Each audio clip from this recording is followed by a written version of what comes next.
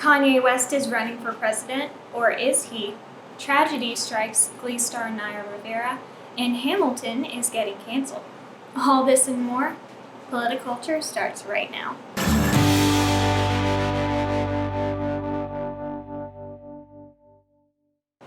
I'm Katie Kraft, and welcome back to POLITICULTURE. It's great to see you guys. I know I've been gone for a little while. First of all, I'd like to talk with you about Kanye West's run for president. Okay, so on the 4th of July, Kanye West tweeted that he was going to be running for president of the United States in the upcoming election. I'll show you this tweet right here. It says, "We must now realize the promise of America by trusting God, unifying our vision, and building our future.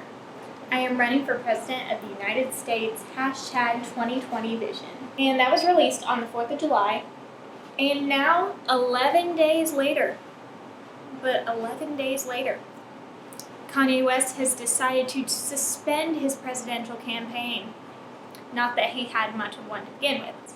Everybody was asking me, like, Katie, what do you think about this? Why is he running? What is he doing? And I've heard lots of theories that he was actually just entering the race to pull votes from Biden, which is very smart, by the way, if that happens to be what was happening. But now, since he's dropped out, that's leaving a lot of us confused as to what his actual intent for running was. Because I could totally see President Trump looking at his poll numbers and being like, yikes, let me call Kanye. It could happen. You don't know.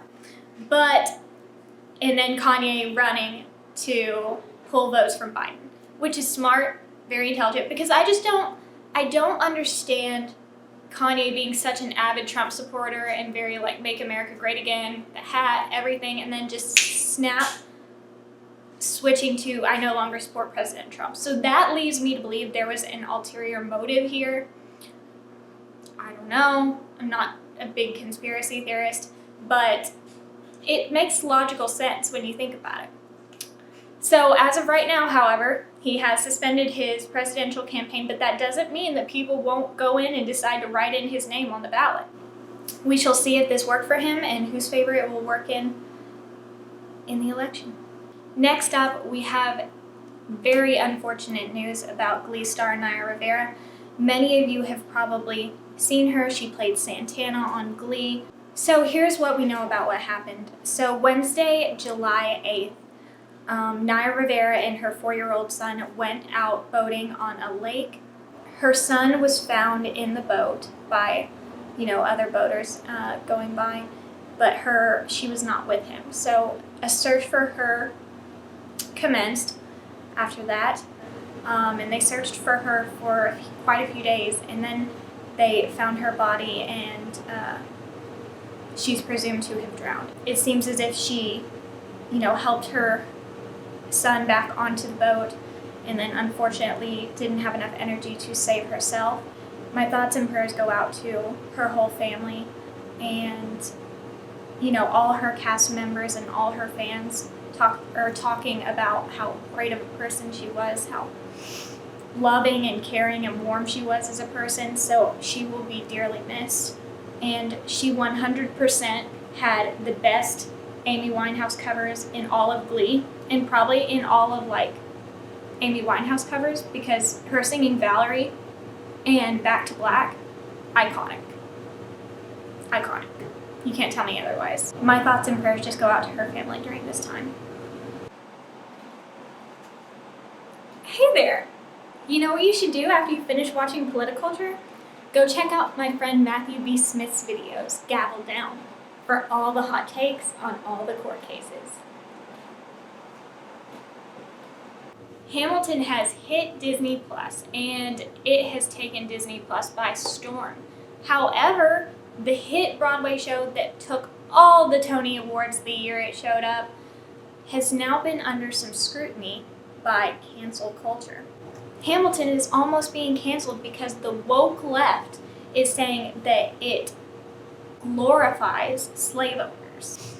But listen, okay, Hamilton is already super woke. Every character in the show is played by a person of color except for the villains of the show. So like King George, and then Samuel Seabury, and who, is all for like keeping with the status quo.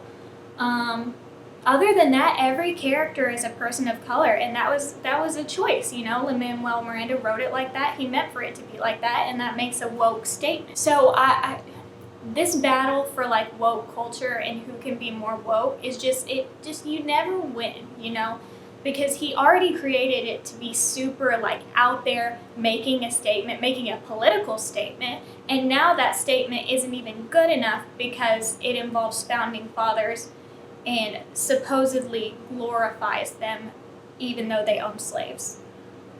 Owning slaves is terrible. Like, no doubt. It's absolutely terrible. This is a musical about the people who founded our country and what they did to found our country. Okay? So not exactly like on the same page. Hamilton is a great show. I've always been a musical theater person. Hamilton is a wonderful show. I love Hamilton. This just goes to show that you can never be woke enough for the left, no matter how hard you try. While we're on the subject of musicals, why don't I just talk about how it's okay to be a musical theater fan and a conservative? As someone who grew up in the musical theater sphere, I did musical theater for many, many years. Throughout my life, I love musicals, I love musical theater. Give me any kind of musical theater trivia you want, okay? Obscure or not, Jason Robert Brown, Stephen Sondheim, Stephen Schwartz, Andrew Lloyd Webber, give it to me. I can give you some musical theater facts and trivia about it, okay? And I am very conservative, in case you hadn't noticed. I have lots of friends who are very conservative, but they enjoy musical theater. However, I feel, and I've always felt while I was in musical theater, that it is dominated by the left, and the left feels like they own it. And yes, perhaps it's dominated by the left, but musical theater fans don't have to be leftists. Many musical theater fans are conservative. Woo capitalism. Who do you think buys your season tickets to go see these shows? People who have the money to. So people who generally support capitalism. Just saying. So if you ever feel like you can't be a part of something, or you can't enjoy something because you're a conservative, and whatever that thing is, whether it be musical theater or anything else, is dominated by the left, realize that that's not the case, and that there are probably tons of other people who like that same thing too, who are also conservative. And just because of your political viewpoint, that doesn't have to dictate, what kinds of movies you watch, what you like to do, what you like to listen to, because nobody owns that. Nobody owns that. Nobody can force you not to like something, and nobody can force you out of something because of your political views. So, in short, conservatives can be musical theater fans. Conservatives can be involved in musical theater. I read an article one time, I'll try to find it and pull it up for you, about how before COVID happened apparently, one of the new stars of Mean Girls that was coming in onto Broadway, people found out she was a conservative through some of her old tweets. They weren't like negative tweets, but people realized that she was a conservative. And so they literally tried to cancel her and not allow her to be in the show Mean Girls on Broadway. I will try to find that for you and show you that article. But things like that, that's just terrible to me, to try to ruin someone's whole livelihood and career and destroy them and remove them from the things that they like just because they have a different opinion than you. Like, how weak-minded do you have to be to want to do that? How weak-minded do you have to be to feel like you need to do that? So that's all we have for Politiculture this week. I will see you next time. Be sure to check out my Politiculture picks on Spotify for 15 songs every week, freshly updated, that I have enjoyed throughout the week. So be sure to go follow that playlist Check us out on Facebook, Twitter, Instagram, and Anchor FM. I'm Katie Kraft, and you've been watching Politiculture.